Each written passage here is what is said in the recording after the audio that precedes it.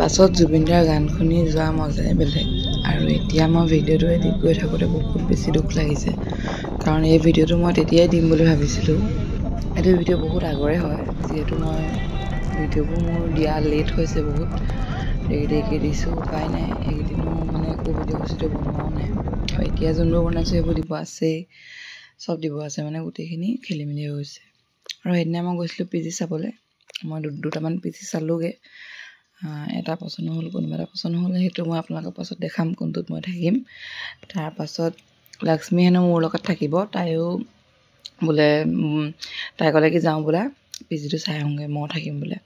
তাৰপিছত দুজনী গৈ আছোঁ আৰু PG চাবলৈ, তাইকো দেখালোঁগৈ PG। আৰু ফাইনেলি আমাৰ এইটো PGয়ে পচন্দ হ'ল, যিহেতু ৰুমকেইটা আহল বহল, দেখিবলৈও ভাল আৰু বহুতখিনি সুবিধা থকাৰ বাবে মানে এইটো PGয়ে পচন্দ হ'ল।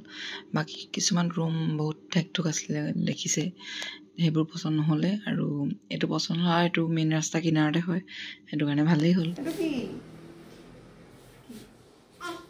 আৰু এইজনী চাওকচোন, ইমান মৰম লগা, আমাৰ PG বৌহঁতৰ ছোৱালী হয়। আৰু ইমান মৰম লগা, মানে এই লগত থাকি ভালেই লাগিব। আমি ধুনীয়াকৈ চাই আহিছোঁ। তাৰপিছত এতিয়া ধুনীয়াকৈ আমি কলেজলৈ গৈ আছোঁ। আৰু মই কেক এটা কিনি লৈছোঁ, ভোক লাগিছে, খাম। ডৰেমনৰ থিম গাইছোঁ,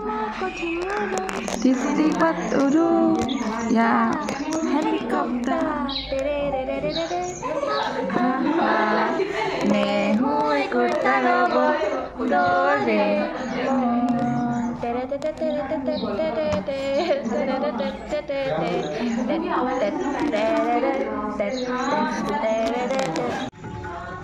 আৰু আজি হৈছে গণেশ চতুৰ্থী, সেইটো কাৰণে আমি একদম ধুনীয়াকৈ চাকি জ্বলালোঁ।